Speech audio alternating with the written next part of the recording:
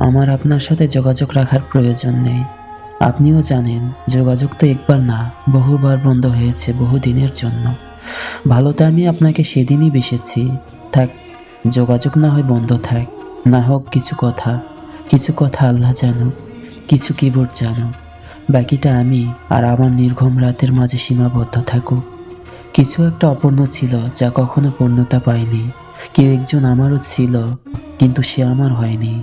তারপর যাকে বহুবার দেখার পরও মন ভরে নাই, তাকে আজ বহুদিন দেখি না। তোমাকে আজও পুরোপুরি ভুলে ওঠা হয়নি। তুমি আছো, তুমি রয়ে গেছো। তুমি আমায় ভালোবাসোনি, এটা তোমার ভুল ছিল না। তোমার জায়গা থেকে তুমি সঠিক ছিলে। ভুল ছিল আমার, কেন জানো? বিনা অনুমতিতে তোমাকে ভালোবেসেছি। তোমাকে না জানিয়ে সহস্রাদ্রি স্বপ্ন বুনেছি।